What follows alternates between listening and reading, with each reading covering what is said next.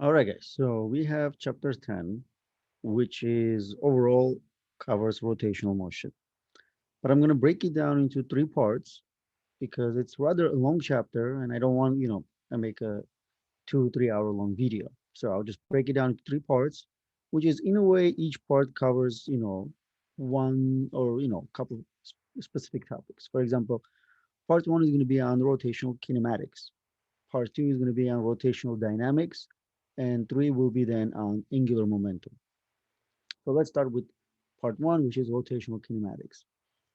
All right, so this part we're going to give us introduction to fundamental concepts of rotational, motion, and describe how we can treat basically the object moving around in a circle, but not necessarily one object moving, but so let's say sort of like an object itself, like a disc rotating or a pulley or something like that. Um, so we, in a way, we are looking at a new model, and we call this a rigid model. So a rigid object model, you can say.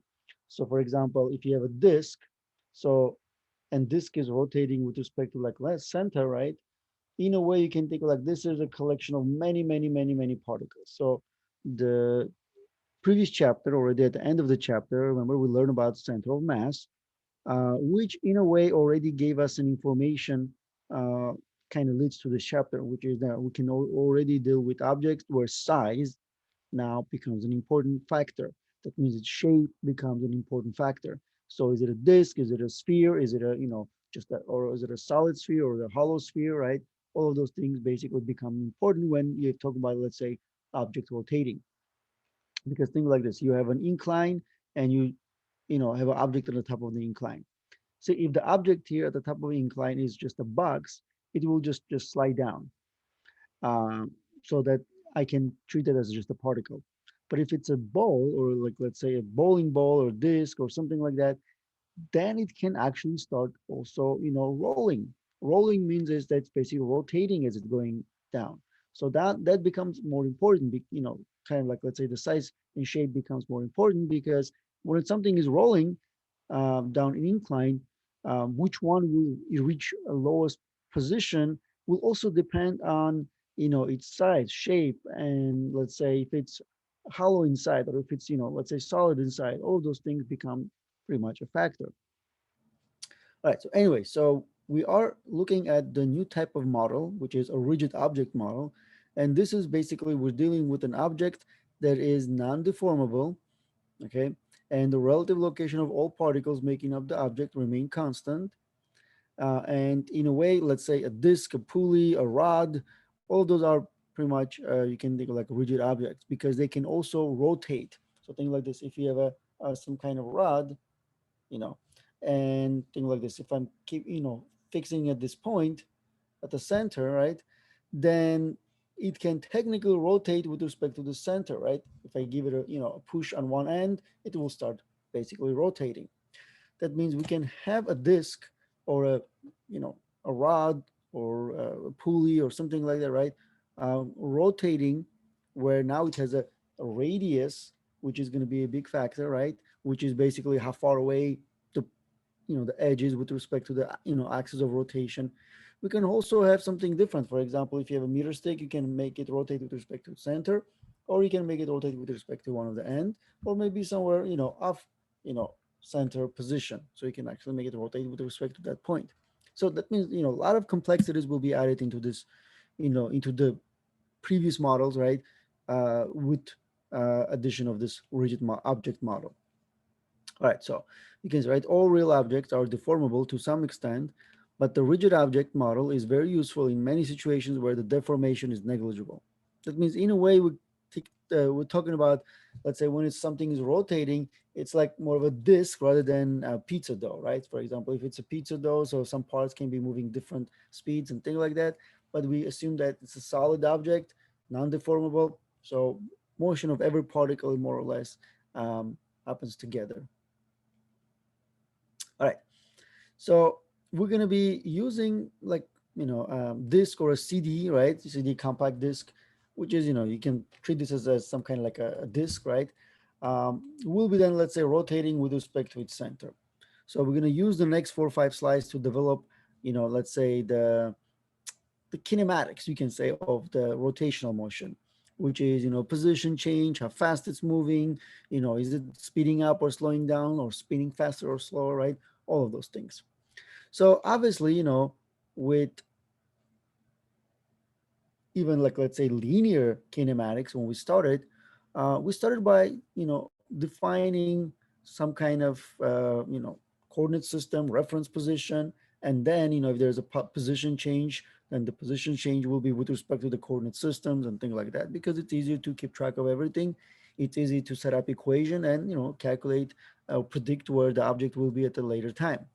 And that's what we do. So imagine, let's say you have a disk like this, or a CD, right? Compact disc. So we're going to choose a reference, but this, since what we have here is for this particular shape and type of motion that we're going to have, there is not a reference point, but a reference line in this case. Because one thing I can do here, I can treat this like, the O represents the center of, my system. And that means if there is any rotation, it will be with respect to that position, right? That origin. So let's say like this, right? And then my reference will be not necessarily just a point, but it will be a reference line. Okay. And that reference line in a way will always be the positive x-axis. So this will be my reference line. Okay. Because imagine, let's say you have a compact disc and then you have some kind of point on that compact disc. And then what I can do here is, if this point is moving, then I can look at in terms of, it starts from this reference line. And then let's say if it's moving, then its position will be here. That means in a way, basically the entire line is moving, when the point P is moving. So then, I can make prediction about its position change, about, its speed and everything like that, right? From this point of view, right? So let's say that, that object point P moving with respect to this reference line. All right. So now, for example, now in terms of this position P, right, this point P, let's say then this point P is distance R from the origin. Obviously, the R is not the radius of this disk, right? It's just R is the position of that point P. Now, a lot of times what we can do here is, whenever I'm talking about the radius of the entire object itself, I will use the capital R for that. But then if I'm representing the position of some kind of point of interest, then I will use the lowercase r. But if position happened to be, this point P happened to be on the edge, then in a way you can take it like those two are exactly the same. But let's say not necessarily, right? So for example, this R is not the radius of the compact disk, but the position of that point P, basically the actual, linear position. So how many centimeters or millimeters it is from the origin, right? All right. So then imagine that the disks are rotating, right? So the point P will rotate about the origin in a circle of radius R. That means if I go back over here, over here, right, I can see that it will be rotating with respect to that point O, right? Then we say this is the um, axis of rotation, right? This O here is basically axis of rotation. And then every particle, every point on this disk, then will be rotating relative or with respect to that axis of rotation, because that axis of rotation is the only point in the entire system that technically doesn't undergo any rotation. Everything else undergoes rotation relative to that point, with respect to that point. And you can see, right, in a way, if there's, point P is rotating, it can, move in two specific directions. It can move, counterclockwise, or it can move clockwise.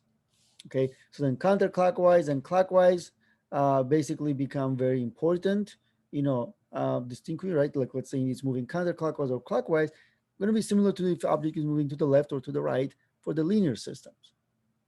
All right, so again, we'll talk about that, but obviously you can imagine that we always take counterclockwise to be positive direction, kind of similar to positive x direction, right? If object moving in a positive x direction, so it's a positive direction.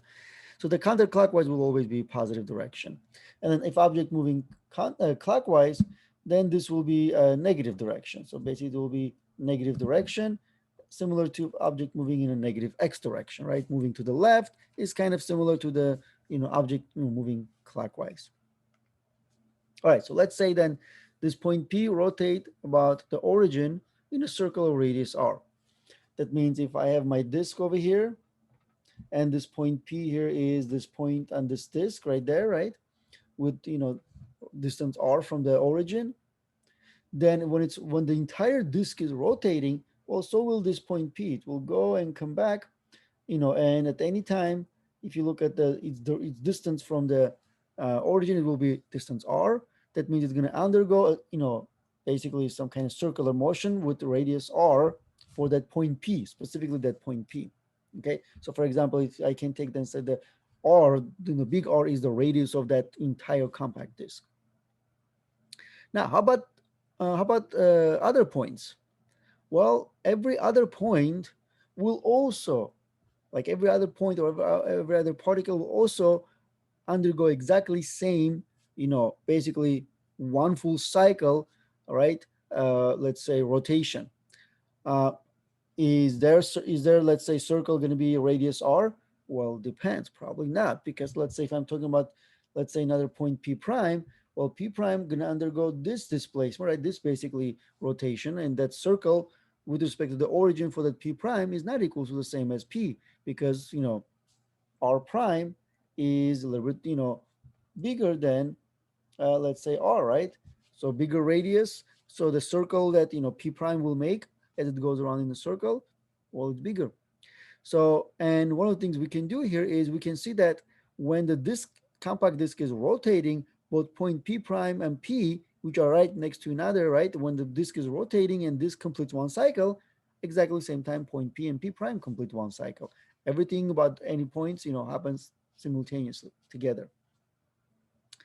Now, let's say then I want to make some measurements. For example, let's say I want to make some measurements. How do I make measurements for the particle, right, moving like that in a circle for the, let's say in a disk like this, right? So if the object is here, let's say it goes from here to there. That means it will going to undergo some kind of, position change like that. All right. Well, if it undergoes position change like that, then there are a couple of things I can do, right? So I can measure basically this linear distance, how much it's traveling along that line, right? Because that's basically the linear distance. Or I can also make this, displacement. But this is now two different measurements. This one going to be in some meters if I make that measurement, or I can look at it in terms of angle theta, which then will be in terms of some, degrees, or in terms of some radians. And you probably have done something like that, right? So this is known as the polar coordinates.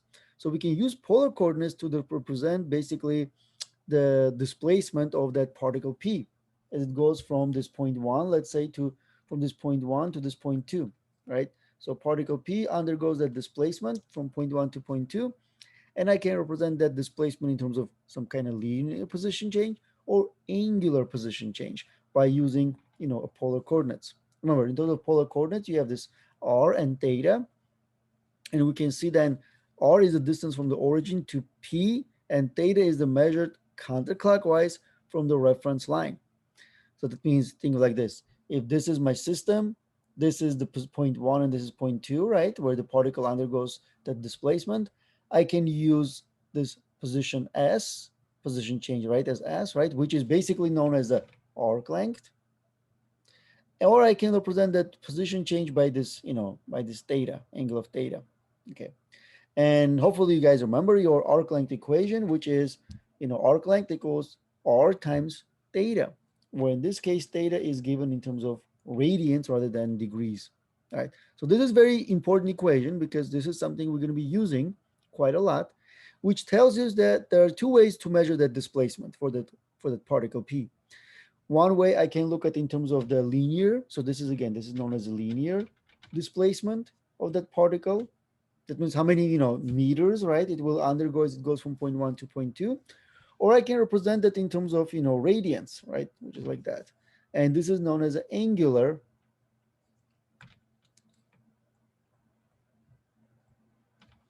position change. Okay. And this is, something that we can always do. They are related with this equation. So I can either find one or the other one and use this conversion factor to go from one angular system to another, a linear system. Okay. So remember this equation. Basically, we will be using that quite a lot. So you can see, right, this expression where theta equals the arc length over the radius. So you can see, right, this is in meters, this is in meters. So technically it's dimensionless. But obviously what we do, we use this units radians, which is, not a real unit, but, we like to use it because you don't want to have like, let's say 20 watt, right? I mean, it's easier when you put 20 radians, then okay, this is talking about angular displacement. So this is easier to read when you put even some kind of artificial let's say physically not, let's say something that doesn't really represent anything physical, right? Some kind of unit. All right. Now, 1 radian is the angle subtended by an arc length equal to the radius of the arc. And also we can use degree to radian conversion whenever, let's say, you're given the displacement, right, in terms of degrees. So for example, let's say if the point P here is here, and then if you're told that there's a 90 degrees, displacement, well, that object goes from here to there, right? That's 90 degrees. So let's say this is point one, this is point two. But also, obviously we can, using this, we can see that if I do, uh, if my degree is 90 degrees, then I can still do pi over 180 times 90 degrees. And I can find that in radians, which, you don't really need to do that, obviously, but you can see, right, you cancel this and becomes pi over 2. That means, preferably instead of saying this is 90 degrees, we should, use the pi over 2 radians rather than, and the big, because that's why from here, then you can just put this radian as a unit. So then you know that. Now, what is an arc length in this case? Where arc length equals then the radius times then, for example, this pi over 2, which means then this particle, how much it's, this linear displacement will be, right? The arc length depends on how far away it is from the, let's say, the origin, right? The axis of rotation. For example, if you have a r which is equals to 1, then this is just 1 times, pi over 2, right? And then you calculate this, right? Whatever pi over 2 is, 3.14 divided by 2, so maybe like 1. I don't know, 55 meters, right? Then because r is in meters, this is just 1 meters actually, right? So you get something like that. So you can always go from that to another one. So from radians to degrees, degrees to radians, from, then use that to get then the arc length, which is in meters. All right.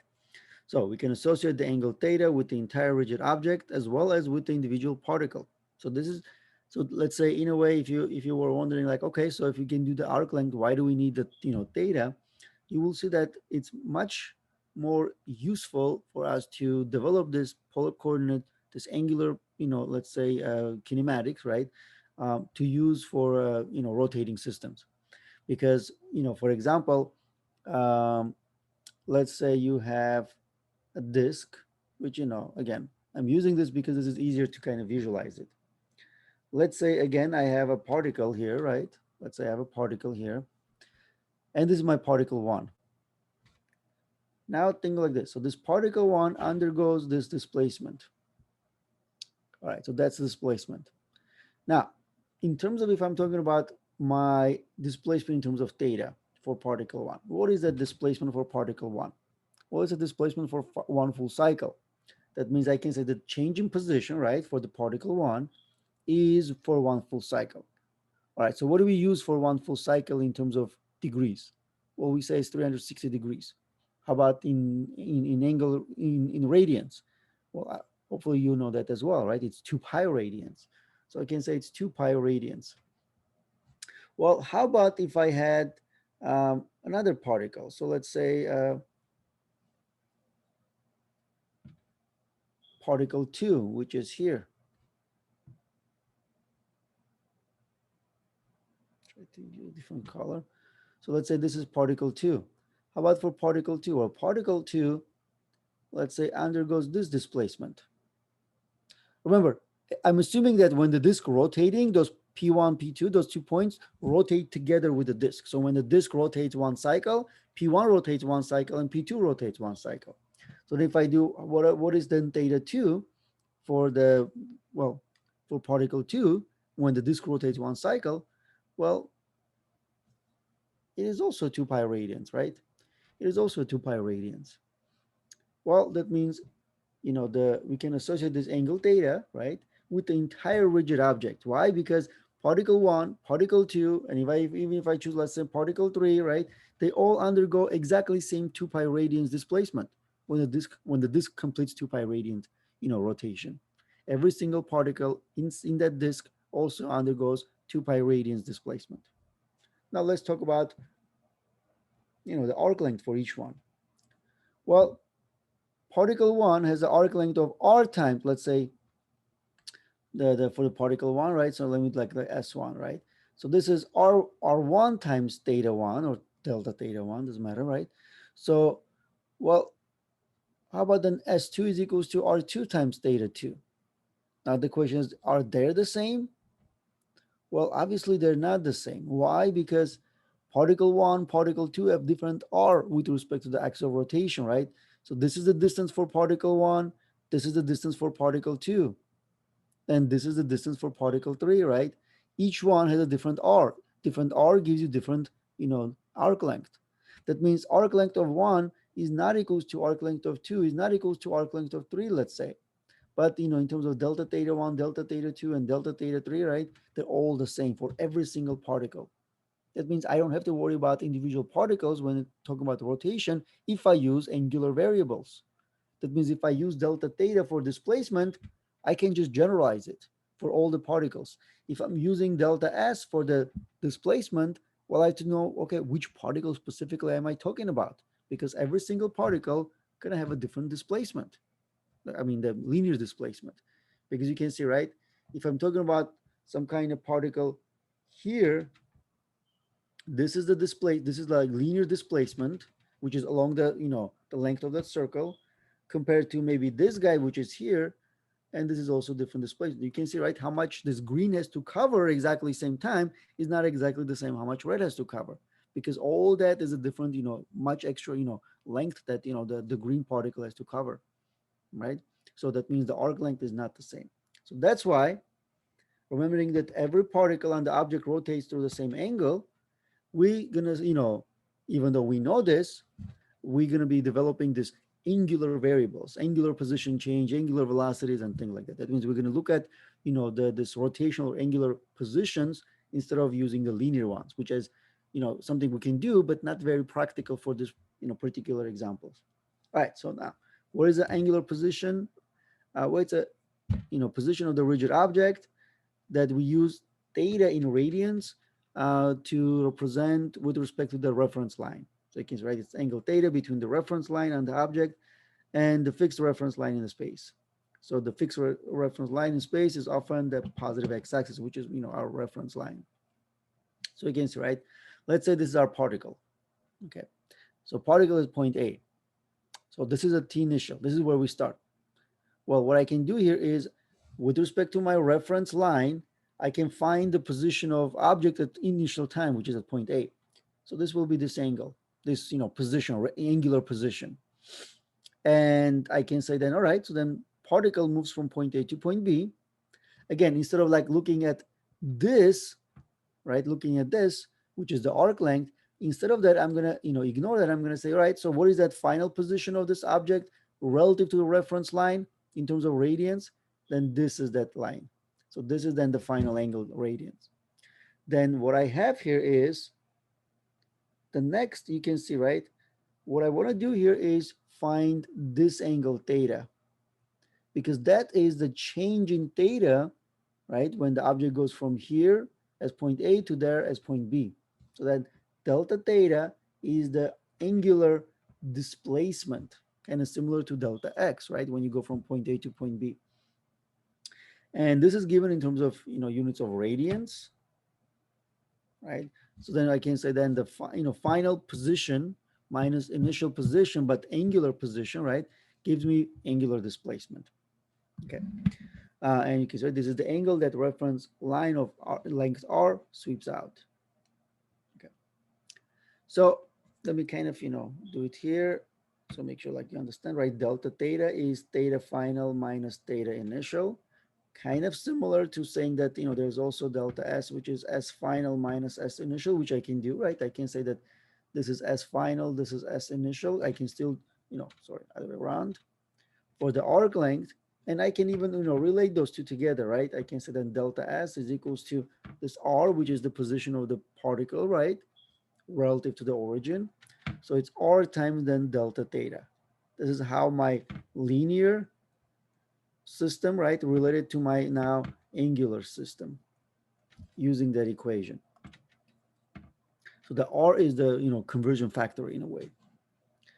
Another thing we can do here is this. So let's say, all right, so the particle moves from point A to point B. And if I can measure that, position change, right? I don't know, like 1 radians or something like that, or like half a radians, whatever it is. I can also figure out or measure the time it takes for the particle go from point A to point B. That means imagine similar to saying, all right, if you have the displacement and you have the time, what do you do with those? Well, you find the ratio. Remember that was, linear velocity. Well, similar thing we can do here. I can go and say, all right, so if I take my displacement, delta theta, which is theta final minus theta initial, and divide by the delta t, which is t final minus t initial, so this ratio here, angular displacement over time, is then defined as average angular speed. Okay, so omega is the Greek, letter that we use for the angular, as you can see, right? For the angular rotation and angular variables, we use kind of, Greek, letters. So displacement is theta, and speed is omega. So omega average is then delta theta over t in units of radians per second. So basically, how many radians each second you covering, which basically tells us then how fast you're moving. So in a way, the rate at which you are covering your angular displacement. So this is, pretty much the average, let's say the speed of the particle. That means, let's say if it takes 5 seconds for the particle to go from point A to point B, on average, this will be the, let's say, the speed. We can also find instantaneous speed at some very specific position or very specific time, instant of time. And that will be obviously using the limit where the delta t approaches to 0, and this becomes the d theta dt. So which is the derivative of position, which is kind of similar, right? Remember, if you take delta x over delta t, this is equals to linear v average. So then this is basically then dx dt was then instantaneous v, linear v. So same thing we have here, two equations, one for the average speed, the other one was the instantaneous. It just this time is angular, speed. So in a way, you can say then when you have a disk and there's some point P rotating, with the disk, we can find its position change as a function of time. We can find how fast it's moving, which is basically the rate at which it's moving, and number of things, which is again kind of very similar to what we would do, right? In a let's say regular kinematics. So object starts from this point A, goes this point B. Let's say we want to find the position change. Well, that's what the delta theta is for the rotating system, right? You go from this point A to that point B. So it just what we want to do here, we get angular position change, and then let's say you want to see if how long did it take. Then you can find your average velocity or instantaneous velocity. And obviously, one thing we have here is this: if you have your VA, you have your VB, and if you have VA and VB are not the same, then we say there was acceleration, right? Which is delta V over delta T. Well, same thing is here. Imagine you have a disk that is spinning, and then you measure the angular velocity at point A and angular velocity at point B, and if they're not the same, that means you are basically speeding up. That means the disk is spinning faster as a function of time. What do we do then? Well, we find the average angular acceleration by taking the change in angular velocity over the delta t, which is delta omega delta t. That means we want to find how fast the disk is rotating, if it starts spinning faster or slower, right? So in a way, you have exactly same conditions. You have the um, object, changing position, you find displacement. You divide position, the displacement over time, you get velocity. You divide velocity over, over time, you get acceleration. You take the derivative of, velocity with respect to time, then you get instantaneous acceleration. And that's what we have. So alpha, this is Greek alpha, is then given for the angular acceleration. That means imagine, let's say, here's a disk and here's point P. So if the point P goes like this, but then, imagine it starts spinning faster and faster and faster, right, as a function of time. Well, imagine that's what it means, right? That means it's, there's an angular acceleration alpha. That's why the particle starts going faster and faster, right? Completing cycle, even faster and faster. Well, that's because there's the angular acceleration there, which changes your velocity and you are spinning faster. All right, so the units are radians per second, which basically gives us radians per second squared. That means how many radians per second each second, you're changing, which is, the rate at which you'll change your angular, velocity. All right, so in a way we can see, right, we have exactly same displacement, velocity, acceleration, which is, what we use for the linear kinematics. Now we have exactly the same thing for the angular kinematics. So we have, displacement, velocity, and acceleration. And the format of the equations are exactly the same. The ratio of displacement over time is velocity. The ratio of velocity over time is acceleration. We just call it now angular acceleration and angular velocity. So then here's what we have. The correct way of thinking how the system is rotating will be like this. So think like this. So if you have a disk, imagine this is a solid disk, and it's rotating with respect to the center, through this center line, right? Through this origin. So as I said, right? So this disk can rotate counterclockwise or clockwise. So basically, those are the two types of rotation: counterclockwise or clockwise. But if you want to find the direction of omega, for example, as a vector, because omega is a vector because it's a velocity, or alpha as a vector, then you have to kind of use what we call a right-hand rule.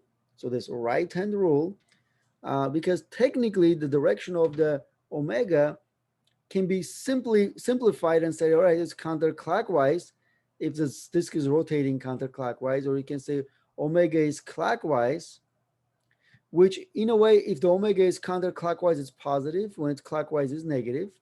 Same thing with alpha. If alpha is counterclockwise, it's positive, and if alpha is clockwise, it's negative, just like left or right, remember? So the true direction of the alpha and omega is in terms of, we can find in terms of using right-hand rule, because they're not really clockwise or counterclockwise. They're actually out of the page or into the page. So you can see, right, in the diagram here, I have the right hand of the image, right? And imagine you put your thumb in the direction of, let's say, your thumb actually going to give you the direction of omega, and the way you find it is like this. You have your fingers, basically imagine your fingers will always rotate in the direction of your actual rotation of the system. So let's say your system is rotating clockwise or counterclockwise, for example, right? So let's say it is over here is counterclockwise, right? You can see, right, it is rotating counterclockwise in that direction. You then curl your fingers counterclockwise, and you can see, right, your thumb is basically pointing in that direction.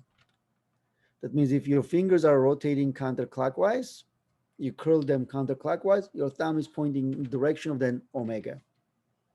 Same way, if your disk is rotating, you can see, right, clockwise, right? If it's rotating clockwise, then you curl your fingers clockwise, and you can see, right, your thumb is pointing in this direction, which is the direction of the angular velocity, right?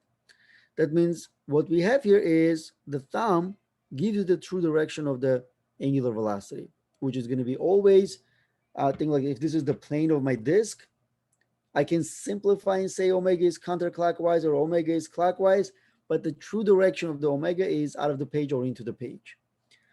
So for example, if this is the direction counterclockwise for my, for my disk, if its actual direction is counterclockwise. So then what you will do here is, so let's say, I don't know, this is a thumb, and this is how you will curl your fingers, right? Like that. So you curl your fingers in the direction of counterclockwise, direction of motion, and your thumb will be then in this direction. So that's direction of omega, will be like that. Okay. That means omega will always be out of the plane or into the plane. But we can simplify and just say it's clockwise or counterclockwise, because it's, in a way simple like that, that we can use, because think like this.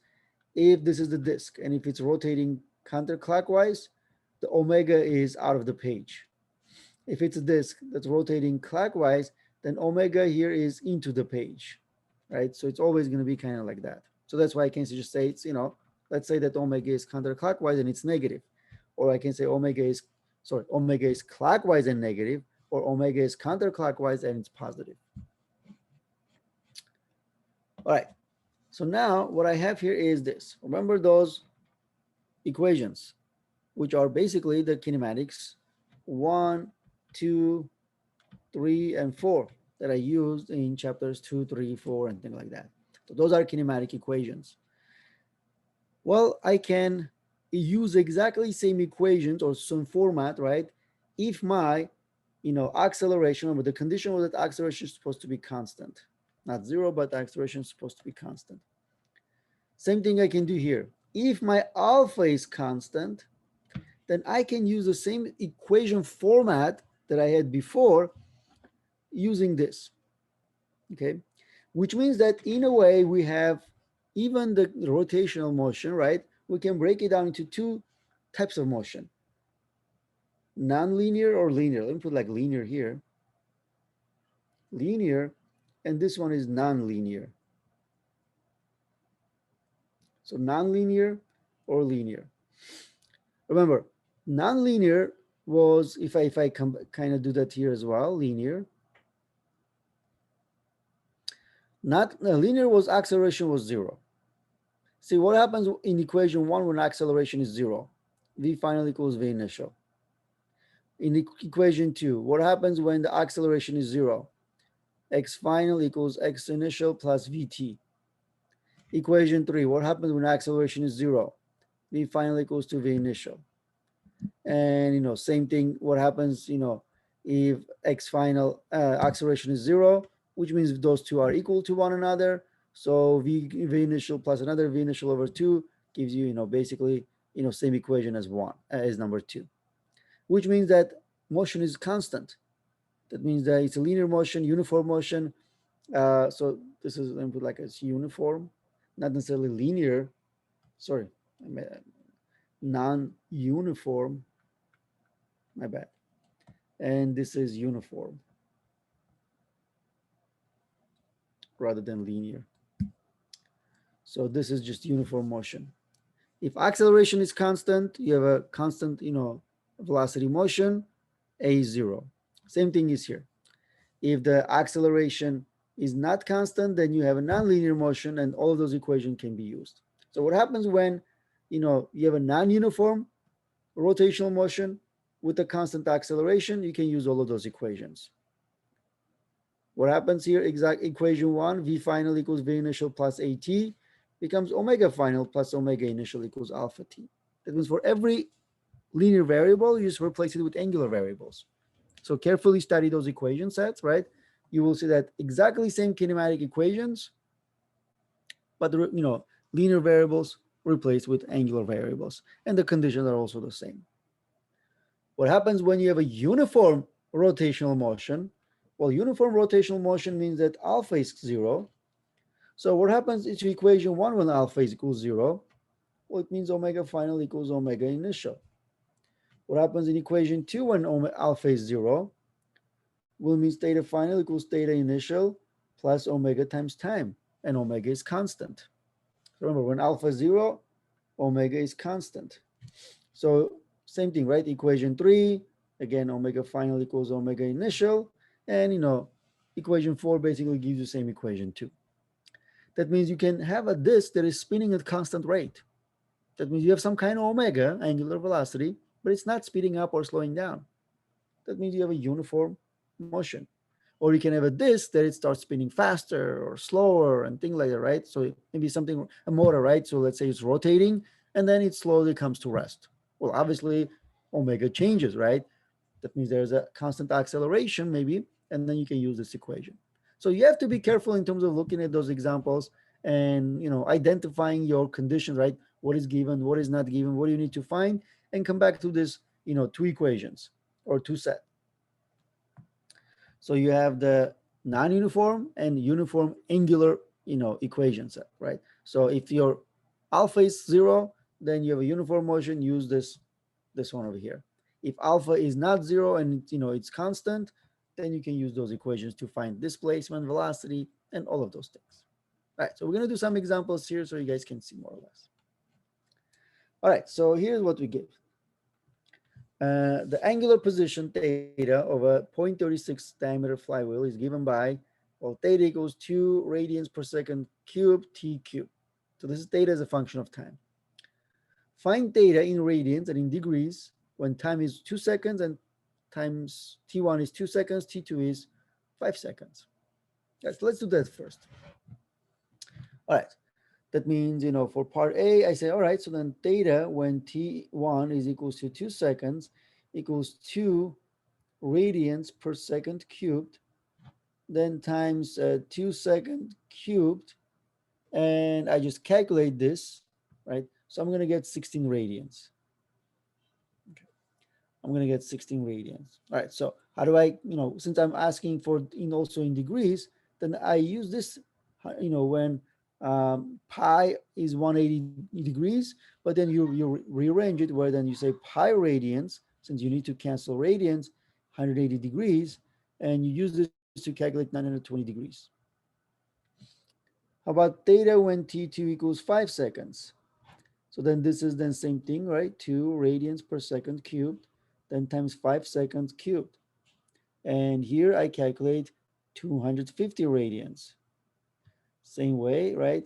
Then 180 degrees, pi radians, and radians cancel out, and I calculate 14,000 degrees. That was part A. Part B, it says, find the distance that particle on the flywheel rim moves from T1 equals 2 seconds to T2 equals 5 seconds. And since we know that particle is on the flywheel rim, that means if we're given the diameter of the flywheel, then I can find the radius because that's the position of the particle, right?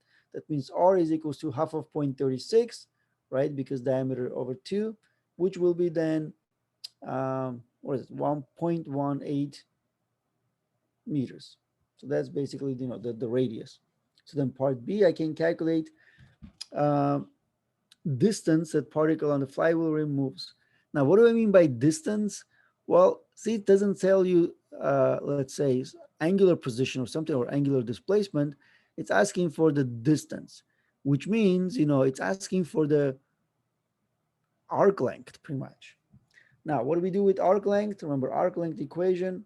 So basically, it's delta S. And this is equals to then R times delta theta. Well, R here is 0.18 meters, and delta theta is, theta final, which was 250 radians, minus theta initial, which was 60 radians, and I can calculate this to be 42 meters. There you go. Because, this is my delta theta, and times R, and I get my, delta theta, delta S, sorry, my distance. Let's look at part C. It says find the average angular velocity in radians per second and in revolution per meter over that interval. All right, so since it's average, then I know omega average is equal to then delta theta over delta t. Well, for this one, delta theta was exactly, 250 minus 16 radians, right? And the time was basically t2 minus t1, so 5 minus 2, it's just 3 seconds. And I will calculate this to be 78 radians per second. Now, what do I get if I try to convert to revolution per meters? Well, once you get the radians per second, you just need to remember this conversion factor that you know, revolution is when you go around one cycle, full cycle, all right? And basically that means one revolution, which is one full cycle, then equals to then 2 pi radians. That's how we do the conversion. Then I take this number and I multiply where, 2 pi radians is one revolution. So I can cancel the radians and have a revolution. But I also need minutes, sorry. So then I go like, let's say 60 seconds is 1 minute. So then seconds cancel out. And I get my answer as 740 revolution per minute. Okay, so sometimes this is known as RPM. RPM is what we call revolution per minute. All right, let's look at the last part. It says find the instantaneous angular velocities at t equals 1 and t equals 2 seconds. All right, so for that one, then what I need to do here is this. It says find the instantaneous angular velocities. Well, I have average angular velocity, but if I want to find instantaneous velocity, I remember I need to do the derivative, right? So then omega is equals to d theta dt, which is then d dt of this 2t cubed practically, right? That's what we're doing. So this will be then nothing but 6 radians per second cube t square. The derivative of that will be 6t square, right? So 6 radians per second square, a second cube t square. That means this is my omega as a function of time. Then I can use, omega when time is equals to 2 seconds, because that's what it's asking. So this will be then 6 times basically 2 seconds, right? So which will be then, 2 seconds square, which 6 times 4 practically is 24 radians per second. Then omega when t is equals to 5 seconds will be 6 times 5 seconds square. And this is basically 6 times 25, which will be then 150 radians per second. That means in a way we go from omega 1, which is 24 radians per second, to omega 2, which is 150 radians per second, which in a way, since you know the time interval, you can also use to find angular acceleration, right? So angular acceleration alpha would be then, delta omega, sorry. So delta omega over delta t, or, basically in this case, we don't really need instantaneous. We can just calculate average, acceleration. So which will be 150 minus 24 divided by, 3 seconds. You can also calculate something like that, even though it doesn't really ask you in this part. All right, so let's look at another one. Okay. So you have finished watching a movie on a Blu-ray and the disc is slowing to stop. The disk's angular velocity at t equals 0 is 27.5 radians per second, and angular acceleration is a constant negative 10 radians per second square. A line PQ on the disk's surface lies along the positive x-axis at t equals 0. That means we have, imagine like, let's say at t equals 0, we're looking at this line PQ, which is at the, the reference line. And we know what, let's say here we can start doing that same thing we did before, given. So we know that basically I can just take and say that theta initial is equals to 0, because, I'm doing everything in terms of t equals 0. Omega initial equals 27.5 radians per second. Alpha is equals to negative 10 radians per second square. And what else? And we know that it comes to stop. What does it mean? Omega final equals 0. Those are my initial conditions. Okay. Now, what do we want to find? Well, what we want to find here is what is the disk angular velocity at t equals 3 seconds. That means I know that my t final here is 0.3 seconds. And what I want to find is omega final. All right, so then you look at those kinematic equations, right? Remember, so equation 1, omega final equals omega initial plus alpha times t. And you look at, can I use this equation for omega final? Because that's the easiest one. Well, I have omega final, omega initial, and sorry, never mind. The t equals 0.3 seconds is not my final time. It's just basically some time between, initial and the final, let's say omega, right? That means I know that at the very end, my object stopped. let's say. But at point, t equals zero point 0.3 seconds, I don't know if that's a time when it stops or not. I can just plug in and calculate. If I get 0, that means that's the time it takes for it to stop. But let's say right now I want to find omega final, omega final. If I know omega initial, I have alpha and the time t. Let's see if this is the final time. Otherwise, we will have some kind of angular velocity. All right, so omega final equals omega initial plus alpha t, which means 27.5 radians per second minus 10 radians per second times 0.3 seconds. Okay, so if I do this calculation, I should be able to find my omega final. And it is 24.5 radians per second. It has slowed down, but not, not to zero. But still, the time is not, very short. So at this point, it slowed down by about, 10 degrees.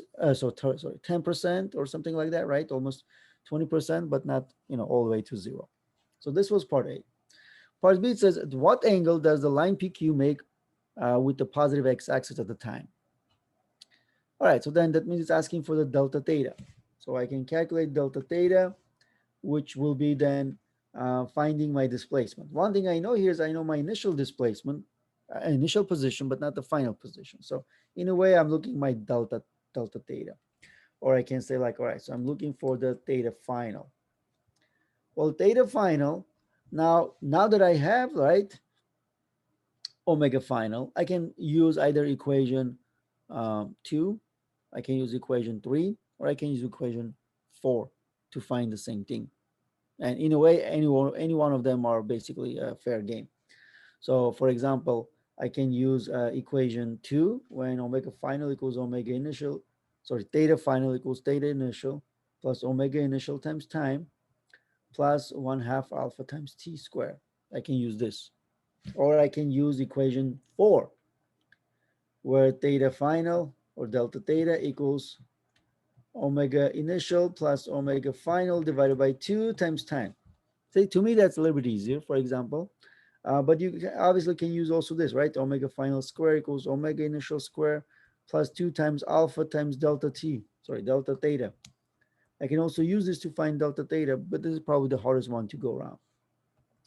All right, so let's do this. I'm gonna, on the slides, I have, equation 1. Here, I'm gonna use equation 2. So this is 24.5 plus 27.5 divided by 2 times 0.5. You can see how easy it is, right?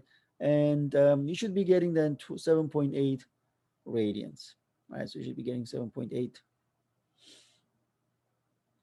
like that radians. You can even convert to the, let's say revolution if you want. But technically, let's say that's, in terms of the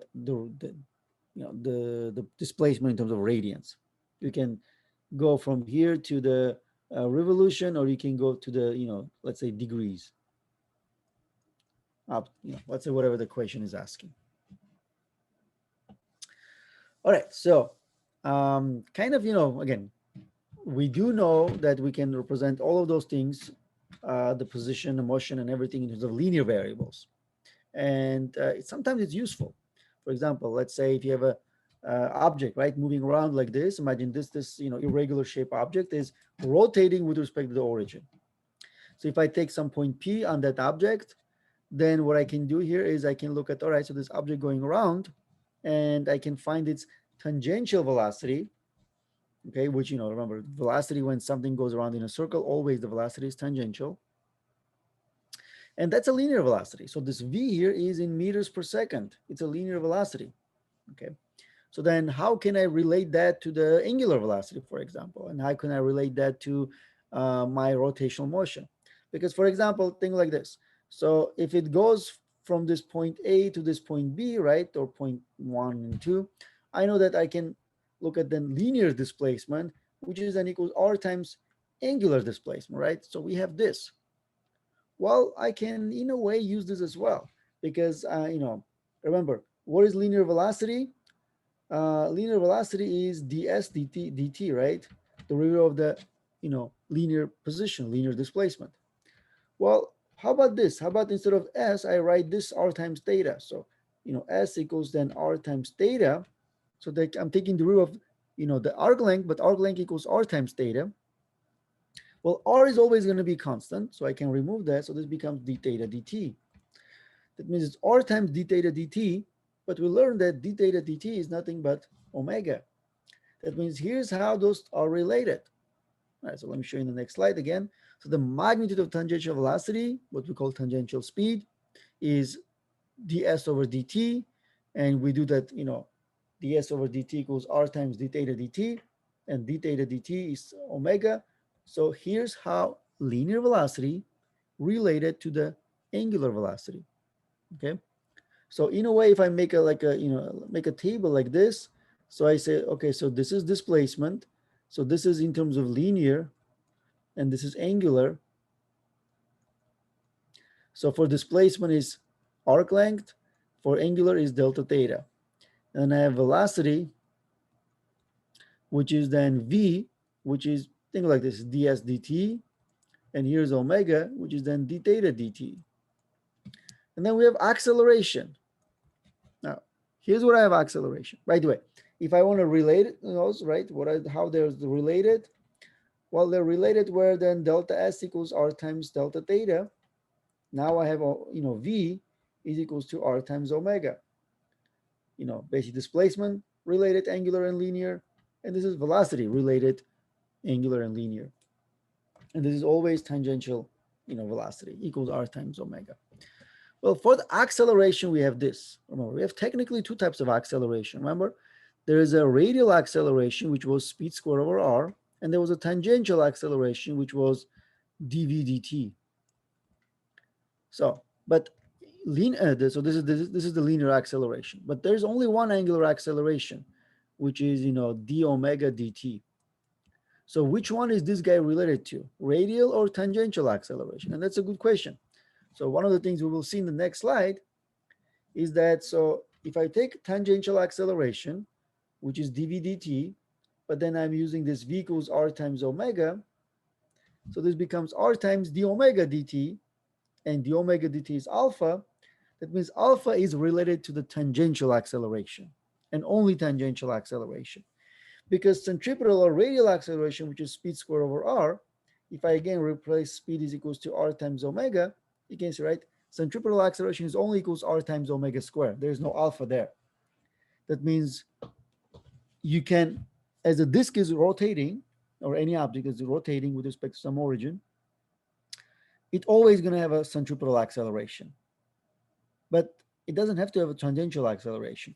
Because remember, right, I said you can have a uniform angular motion. What does it mean with a uniform angular motion where alpha equals 0? Well, alpha equals 0 means that tangential acceleration is 0, which means that if you have a disk, it is rotating at constant rate. That means omega equals constant. When omega constant, well, that means you still have a centripetal acceleration, but you don't have a tangential acceleration. But in any case, you can have both, and so the total acceleration will then be in terms of both of those components of the acceleration, right?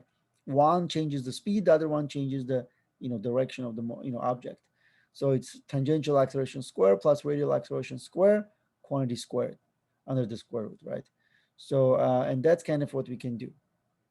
So that's why you can write tangent, the total acceleration equals, in a way you can put it like that, where if alpha equals 0, so it just becomes just r times omega squared. That means it only has a centripetal, but can only also have only, or both of them, but object that is rotating cannot just have a tangential acceleration. Because if you have a tangential acceleration, this particle will be just moving in a straight line. But instead it's going around like that, right? That means there's 100% always a centripetal acceleration, but it can start going around and move faster, which means there's also tangential acceleration. Okay. So here's what we have. All points on the rigid disk or object, right, will have the same angular speed, but not the same tangential speed. All right, so let's explore that. Why is that the case? Well, think like this. If you're looking at the disk, and let's say you have 2 points, point 1, and let's say point 2, just like I talked about before. So if you have point 1, point 2, this is how much you have point 1 going around, right? This is this displacement, which I can say that this is delta theta 1. And this is how much the point 2 undergoes. Not quite. So let's say like that. Or let me, do different colors. So, this is, let's say, the second one. Now, what is the delta theta for point 2? Well, it's exactly the same as delta theta for point 1. Remember, they both complete one cycle, which is 2 pi radians. So 2 pi and 2 pi, so they're the same. How about in terms of their arc length? Well, in terms of arc length, is the delta S1 equals delta S2? Well, we talked about that as well, right? Because this is R1 and this is R2. Well, since this one is R1 times delta theta 1, this is R2 times delta theta 2. Delta thetas are the same, but R1, R2 are not the same. So no, this guy has a much greater arc length. Why? Because it has to cover much greater distance. Well, then if I'm doing omega, which is delta theta 1 over delta t, and omega, this is omega 1, and omega 2, which is delta theta 2 over delta t, are they the same? Well, yes, because delta theta 1 and delta theta 2 are the same, and delta t's are the same. That means, all points on the rigid object will have the same angular speed. How about linear velocity? Well, let's see. So if I'm doing, let's say, v, which is then, let's say, so let's say v1 is delta s1 over delta t, and v2 is delta s2 over delta t. Well, I can see that, since delta s2 is greater than delta s1, no, v2 is greater than v1. That means further you are from the axis of rotation, faster you're moving. Now, why is this the case? Well, remember, point 1 and point 2 have to complete one cycle at the same exact time. The distance that point 1 is covering is less than the distance that point 2 has to cover. That means point 2 has to cover much larger distance during the same time interval. So it's better be moving faster in order to achieve that. And it is. It is moving faster. That's why it gets to the same, one cycle displacement, right? Exactly the same time, because it is moving faster. So further you are from the axis of rotation, faster you're moving. And that's why displacements are not the same. All right. The velocities are not the same. So that's why it's much more difficult to think of like a, object like that with different particles in it rotating together. It's difficult to use the linear motion or linear kinematics, something like that, because all points do not have the same tangential speed. And all points on the rigid object will have the same angular acceleration, but not the same tangential acceleration. Why? Because tangential acceleration equals r times alpha. See, r1 and r2 are not the same, so tangential acceleration is not the same. So the tangential quantities depend on r, and r is not the same for all points on that object. So that's why we rather not use that, right? Not use the tangential or linear, variables, because for that I need to know about, very specific particle. Where if I'm using angular variables, I don't need to know that. I can then assume that every one particle in that object has the same speed, angular speed, and all of them have undergoing exactly the same angular displacement and have same exact angular acceleration. My job is so much easier. All right, so let's look at then one more example. A disk, which is 8 centimeter in radius, rotates at a constant rate of 1200 revolution per minute about the central axis. All right, that means you have a disk, we're given the radius, and it says it's rotating at a constant rate. That's important to understand. So determine its angular speed in radians per second, the tangential speed at the point 3 centimeter from the center, the radial acceleration of a point on the rim, and the total distance a point on the rim moves in 2 seconds. All right, so let's start writing down what's given to us. So we're given a disk with the 8 centimeter radius, so it's 0.8 meters for the radius, and the omega, which is constant, is 1200 revolution per minute. Remember one thing, whenever you're using those kinematic equations, right, rotational kinematic equations, everything should be in radians or radians per second or radians per second square. revolution per minute should not be used for those equations. All right, so what do we want to find? Angular speed right now in radians per second. So basically, the first equation is just converting. All right, so we can do that. So omega, which is 1200 revolution per minute. So then we take this and say, all right, so then one revolution is 2 pi radians. So I can cancel the revolution. And then 1 minute is 60 seconds. So I can cancel the minutes. And this will give me 126 radians per second. That's for part A, just the conversion. Part B says, what is the tangential speed at a point 3 centimeters from its center? So imagine, right? So this is my uh, basically a disk, right? So the disk has a radius. If you want, I can do it like this, radius like that. So this is the radius. And now what I have here is some kind of point which has only 3 centimeters, which is maybe somewhere over here. Then R is 3 centimeters. And I want to know how fast it's moving at that instant when it's kind of going around and it's also circle. That means tangential speed. Then I know it's R times omega, because every particle has the same omega. But the particle 3 centimeters from the center, tangential speed will be then 0.03 meters, then times 126 radians per second. So this will be then 377 meters per second. Sorry, 3.77 meter per second. Right, so this is the tangential speed for this particular particle. Part C, what is the radial acceleration of a point on the rim? Well, was the radial acceleration 0 or not? So let's see. Remember, alpha is 0. That's one thing we know. Well, the radial acceleration or centripetal acceleration equals r times omega squared. Tangential was equals to r times alpha. And here we can see, right, tangential is 0 because alpha is 0. But the radial is not. It's 0.03 meters, then times 126 radians per second, then squared. And then we can calculate this to be 100 or 1,260 meters per second square. And what is the direction of this acceleration? Remember, radial is always put toward the center, right? So always toward the center. Okay, so last one. The total distance a point on the rim moves in 2 seconds. Again, remember it's asking distance. That means you have to give me in terms of meters. So if it asks angular displacement or something like that, then I'm looking for delta theta. But every time it says distance, you need to give me radians. Well, it's not difficult to calculate, right? Delta S is equals to R times, delta theta. But R is given, which is, well, let me see, a point on the rim. So you have to be careful on the rim. So this is then 0.08 meters, then times delta theta. What is delta theta? Well, remember, there's only one equation that we can use for the uniform motion.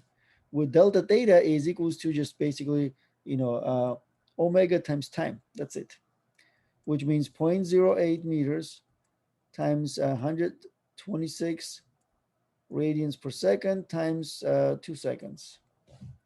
Then delta S is equals to 20.1 meters. So that's my distance, total distance, which will be basically that.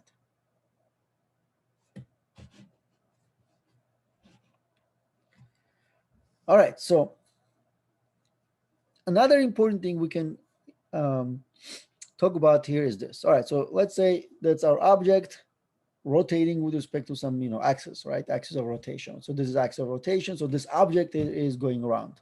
I choose one small particle in that object, and let's say m sub I, its mass, and it is obviously you can see, right, its rotation will be like that along the dashed line, and it has a speed or velocity vi.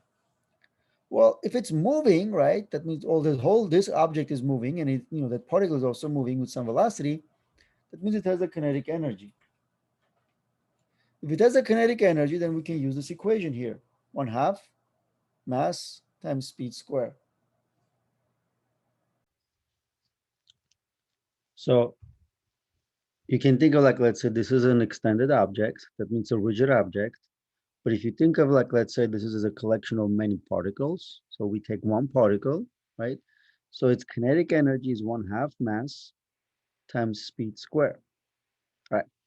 So, but one thing we have here is, this is just first one, but there are, obviously, thousands or millions of particles in this object. So we can calculate then kinetic energy of each one. So kinetic energy of one, you can say, plus kinetic energy of two, plus that, right? And think of like this, it's 1/2 mass of one times speed of one square, plus 1/2 mass of two, speed of two square. All right. So, but one thing we can do here is this. Imagine, let's say we are looking in terms of, just those two, but you can generalize it, right? Um, I can replace the speed with r times omega, like we learned. That means I can say it's 1/2 mass 1 times r1 times omega 1 square. So r1 square times omega 1 square, because it's omega, it's v square. So that means both r square and omega square. Then plus 1/2 m2 times r1 r2 square omega 2 square plus that. That means I'm replacing speed with r times omega, and I have that. The reason, I want to replace linear speed with angular speed, because here's what I have. Remember, omega 1, omega 2, omega 3, they're all equal to one another, because every single object has the same angular velocity, but not the linear velocity, or you can say angular speed, not the linear speed. So then what I can do here is I can say that what I'm doing here is I'm adding 1/2 mass 1 r1 square plus 1/2 mass 2 r2 square, but they all have the same omega. So we can factor out omega square. Okay, we can factor out omega square. And what we get here is this. It's 1/2 times, and this is basically where our, you can see, right? 1/2 is also something that I can factor out and end up with basically saying that it's 1/2, then times, the sum of mass times position square of every single particle. So let's say this is for this particle. Maybe here's the second one. This is m2, m2. So then mass 2 times particles position square. Then let's say particle 3. Then this will be its position with respect to the origin. So this will be then mass 3 times position square, and so on and so forth. Which means that kinetic energy, which we're going to now define as the rotational kinetic energy, because we are doing in terms of the angular speed rather than linear speed, is equals to 1/2 times the sum here, which is the sum of all the product of object's mass, or the particle mass times its position, and we're just summing all of those together. Then times omega squared, since they all have the same omega. All right, so now this is, if I'm comparing to, now I can call this a translational or linear. Let me call this linear for a second, and then we'll call it something different. So this is linear. So this is then 1/2 times mass times speed squared. So in a way, what you can see is that whatever I have here in the parentheses is more or less equivalent of the mass, which is inertial mass, object's ability to resist being, changed in motion, right? This is, true for the rotational system, kind of like equivalent, not necessarily exactly the same thing, but in a way that, when you have a mass, you resist being, pushed or pulled. And then this quantity represents for the rotational system is the system's ability to be, rotated. So this is now known as moment of inertia. So that means what I have over there in the parentheses, which is sum of all the particles mass times position square, which is basically like this, right? It's m times r1 square plus m2 times r2 square plus m3 times r3 square, and so on and so forth. That means for every single particle in that object, I find the mass of the particle times its position, add them and square, add them together, and this is known as I, which is moment of inertia. All right, so in a previous chapter, we used I for the impulse. This is completely different, has nothing to do with impulse. This is known as a moment of inertia. Impulse was a vector that represented, let's say, some kind of force changing the momentum of the object during a short period of time. Moment of inertia is basically scalar quantity that represents sum of all the particle mass and position squared. And in a way, this represents basically the object's ability to resist being rotated. Just like let's say you have an object with mass m. If you apply force, let's say 10 newtons, you get, change in motion, right? But if the object is heavier, there's a less change in motion for the same force because it can resist by having more mass. Same thing with the rotating object. Any object that has a large moment of inertia is harder to rotate than an object with a low moment of inertia, kind of similar to the light and heavy. So, but this is a little bit different because when you're rotating, size becomes important. In a way, the shape and size of the object become important. So that's why, you know in terms of this moment of inertia, you're not only taking the mass but also how the mass is distributed in that object. All right, so then you can understand what's going on for the let's say your ability, right, to rotate the system. Right, so in any case, so you can say the moment of inertia is measure of an object's resistance to change in its angular speed. Okay, so if something is at rest and if you try to rotate it, right, so let's say you try to make it rotate, it's always easier to rotate an object that has a low moment of inertia, something compared to something that has a large moment of inertia, right? So the moment of inertia depends not only on the mass of the rigid object, but also how the mass is distributed around the rotating axis. And that's something we will, see also later on. For example, if you have a disk, which is a solid disk, compared to like a wheel, right, which is the same size, but let's say, imagine, it's like this. So let's say the mass of the disk and the mass of the wheel, right, exactly the same mass. Now, the question is that which one will be harder to rotate? Well, both have the same mass.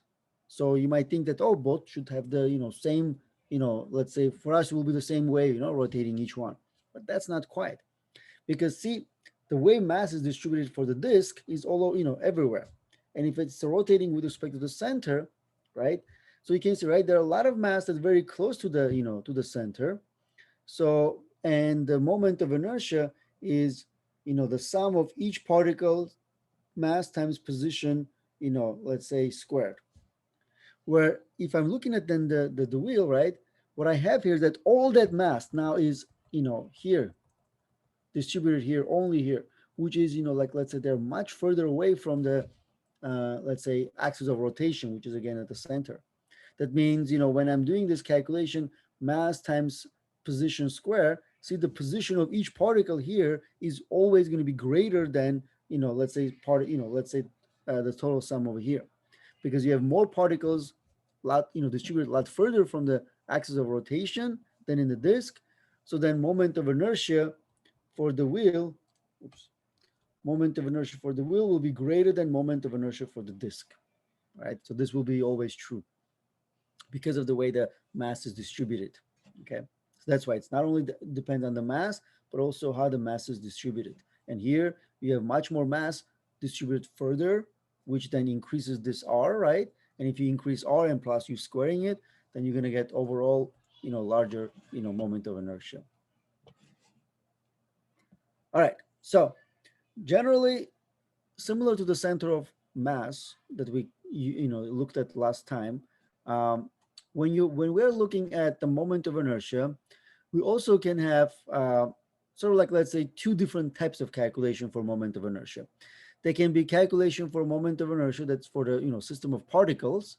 Let's say we can have a 4, 5, 10, 20 particles. But if you have a particles that are more or less, let's say, um, finite number, you can pretty much calculate, let's say, the moment of inertia of the system of particles like that. Okay, so you can calculate that quantity, right, the moment of inertia of the system of particles.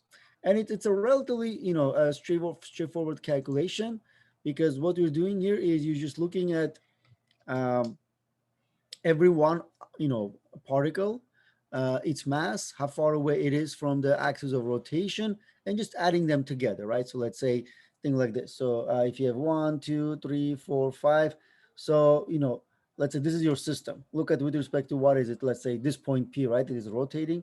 So find each one's position and its mass, and then just basically, mass one times position one square plus mass two times position two square, and so on and so forth until you get, let's say, the total moment of inertia. So not necessarily, let's say, difficult if you are looking at something like that, which we will see in a minute, right, with an example. But if you have some kind of extended object like, right, like a rod or a sphere or something like that, then it becomes a little bit more complicated. Okay, becomes a little bit more complicated. Then you can think of, like, let's say if you have a rod like this, so it's a collection of many particles. Remember we talked about, right, how to find the center of mass of a meter stick or something like that. So you have to take a small piece, right, and say this has a mass dm, as a size dx, and so you just basically then integrate, where moment of inertia becomes integral of r squared dm. So our center of mass was integral of, I think it's r dm over total mass, right? So something like that. We have to integrate moment of inertia and then integral of r squared dm. So it's, kind of like similar ideas, that now you talk about, continuous rigid object. That means you have a continuous distribution, not like a collection of particles, but let's say an object with, infinite amount of particles. So you can think like, or the reason I'm saying infinite, because they're so large that you can't really count. So then you basically do something like that. Okay. And moment of inertia can be calculated depending on what type of, let's say, a system you have. So you can say that, it can become one-dimensional, two-dimensional, or even, three-dimensional. So this is, for example, is a three-dimensional calculation. That means for something like sphere. But you can have moment of inertia. So this is for one-dimensional. It's r times r square dm. But let's say this is the general equation, right? But if it's one-dimensional, that means, for example, that like this rod over here, then I can say, then remember, if the m is the total mass and L here is the total length, then mass per length, remember, right? Mass per length was what we call lambda, which is linear mass density. So this is linear mass density. And then the, integral for that, which, I will show you the example. So it will be, let's say, moment of inertia will be equals to integral. Then what I can do, I can say that, all right, since mass over length equals lambda, which means then dm over dx, which is, mass of a small element over the position of that small element, will also be lambda. So then dm is equals to lambda dx. So then this will be then x squared. So let's say I can take the r to be x, right, along the horizontal axis. So r squared becomes x squared, then becomes lambda dx. That means I'm replacing dm with lambda dx, and this just becomes like, the simple, integral in terms of position, going from some, a 0 to L, from one end to the other end, and things like that. So it becomes relatively straightforward, let's say, integral once, let's say, we do that. All right, so you will see an example.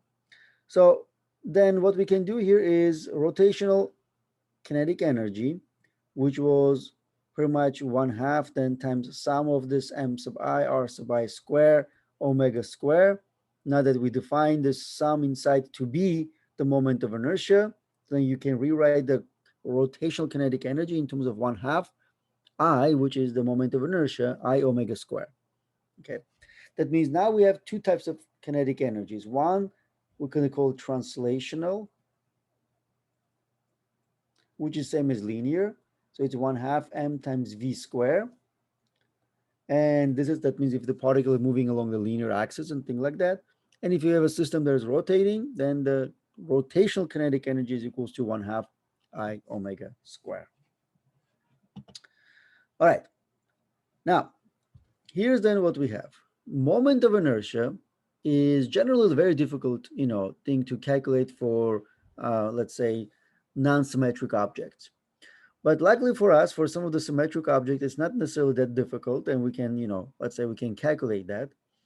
And moment of inertia for this, continuous distributed object like this, right? These are all not a particle, right? So you have a hoop or a thin cylindrical shell or a hollow cylinder or a solid cylinder or a rectangular plate, or a rod rotated with respect to its center, or rod rotated with respect to one of its ends, right?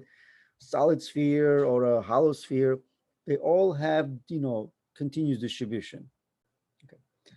So for example, here you have a hollow cylinder, and what you can do, moment of inertia with respect to center of mass. That means, let's say this, the cylinder, hollow cylinder is rotating with respect to its center of mass. So it's just 1/2 times r1 square, one half times mass, times then, the inner radius square plus the other radius square. For example, if it's a hoop or a thin cylindrical shell, right? Moment of inertia with respect to center of mass is then m times r square. And for example, solid cylinder or a disc. So this is what we can always use for a pulley. Moment of inertia of a pulley or a disc, right, is 1/2 mr square. All right. So now let me show you, for example, how to, and this is a thin rod, and you can see, right, with respect to the center, moment of inertia is 1/2 ml square. See, you can change the moment of inertia if you rotate it with respect to some other part, let's say one of the end. See, the moment of inertia is 1/3 ml square. So which one is easier to rotate?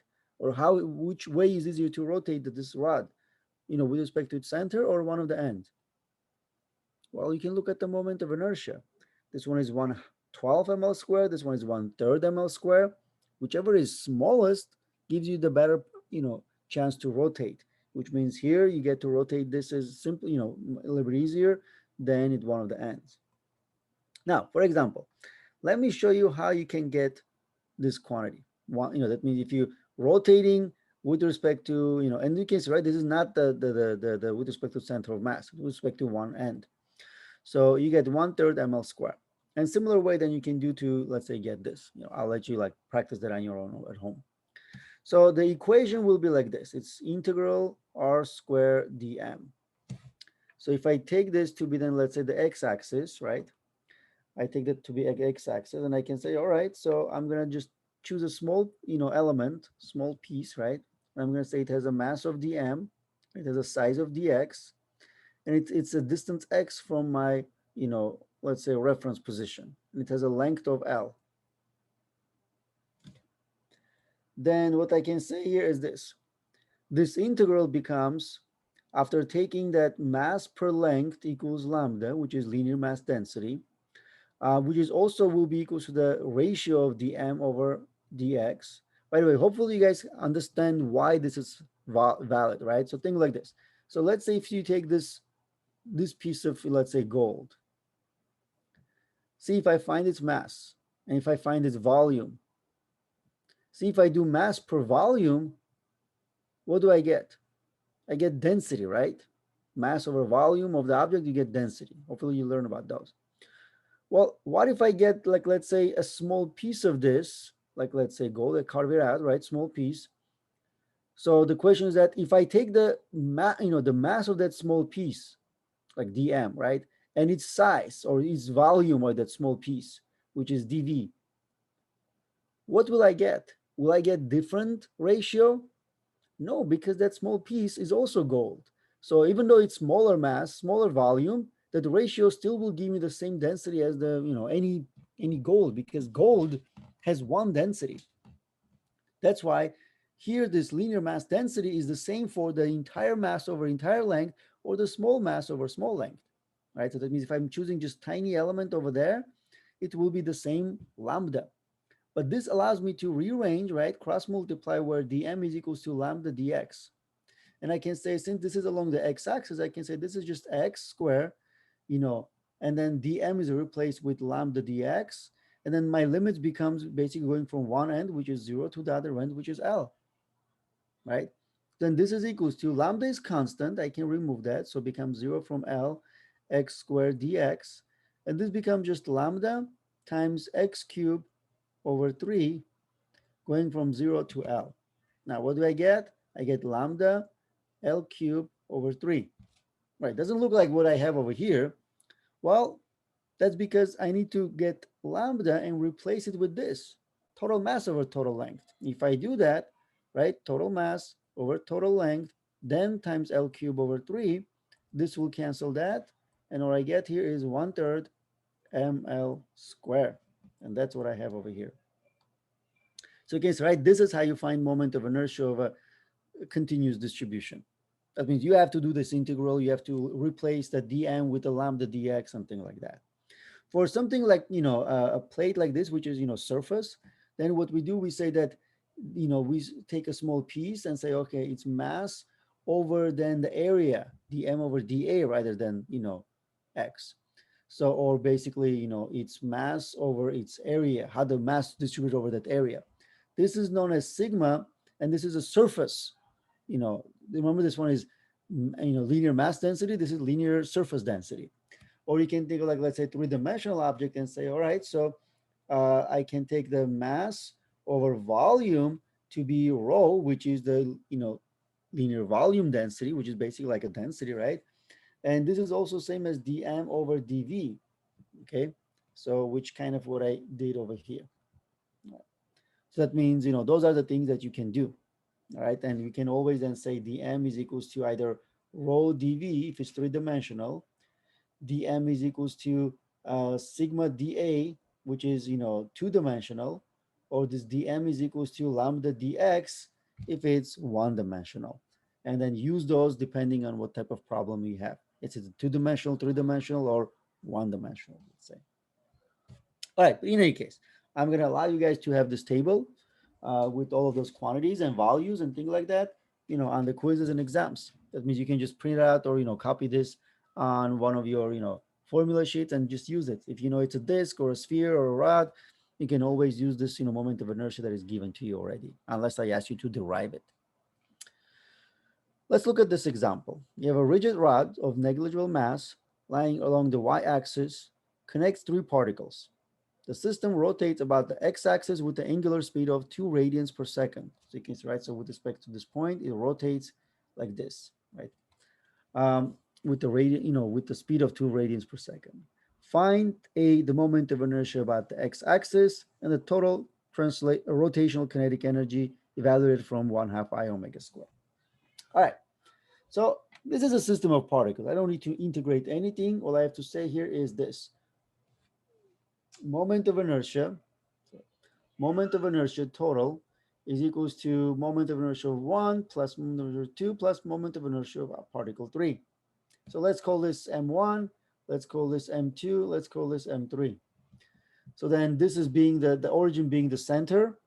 And see, they are connected by 3 rods. But we are told that they are of negligible mass. That means a rod, we know that from here, right? So the rod technically gives us moment of inertia, but they are of negligible mass. So if there is no mass, moment of inertia of the rod is 0. So that means we can ignore the rods, but we can, we have to then take into account the particles. But we're also not given the size for the particles. So we can just treat them as, let's say, just a point particle. Because otherwise I needed to go from center to center, for the distance, right? Or from here to the center or from here to the center. But since they are all, just the particles, all I need to do is for if this is M1 or Y1 here is just this. And Y2 here is just that and things like that. So this becomes M1 position. So I can just say Y1 square plus M2 Y2 square plus M3 Y3 square. All right, so Y1 is 4 kilograms. So position is 3 meters.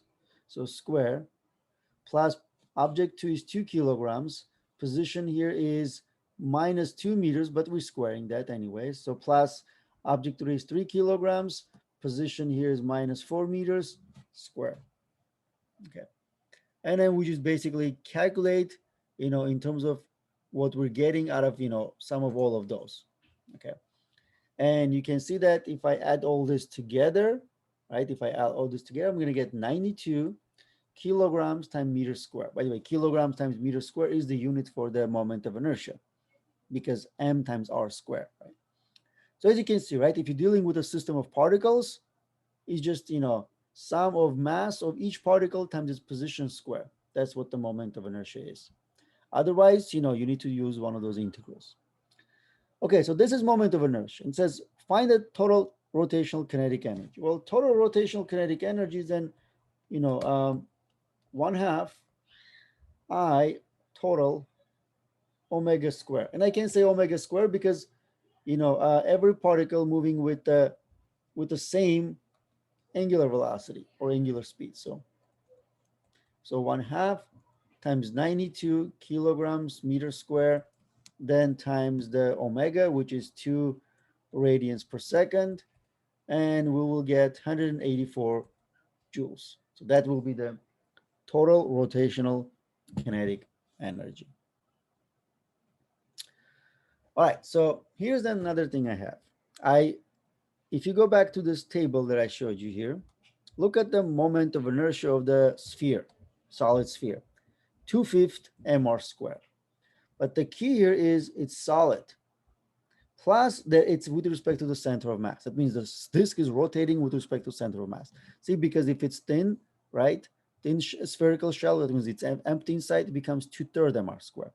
But let's look at this. So it's a solid sphere, but it's rotating with respect to center of mass. So that means, with respect to its center, let's say, moment of inertia is 2/5 mr squared. Let's now come back to this example. So it says, determine the moment of inertia of a uniform solid sphere of mass m and radius r about an axis that is tangent to the surface of the sphere. So we know that if it goes with respect to the center of the mass, then it's 2/5 mass times r squared. But it's not with respect to some position which is a distance r from the center of mass. Well, we can still do that because there is, what we call parallel axis theorem. Oops, sorry. Parallel axis theorem, which says you can find the moment of inertia of a system if you know the moment of inertia with respect to center of mass, then you can add the mass of the system, mass of the object, then times how far away it is from that, that means this new axis of rotation, how far away it is from the actual center of mass. So then I center of mass plus m times h squared. And then you can calculate the moment of inertia for that particular point. Now, what is this h? Well, for us, h is r, right? Because h is, the distance from center of mass and my new axis of rotation. And h is r for us. So what is I center of mass? Well, it's 2/5 mr squared. That means this moment of inertia right now, tangent to the surface, will be 2/5 mr squared, then plus mr squared, since h is equals to r, right? So 2/5 mr squared plus mr squared, I add them together, is 7/5 mr squared, right? And that means, for this particular, sphere, if I rotate with respect to one of its ends, then I get 7/5 mr squared, okay? So now the question is, which one is easier to rotate? Let's say the disk with respect to its center or this edge. Well, 2/5 mr squared compared to 7/5 mr squared. Obviously, with respect to center of mass, it's much, much easier to rotate. All right, guys, so that's it for this part one. As I mentioned, we will be doing 3 parts for this.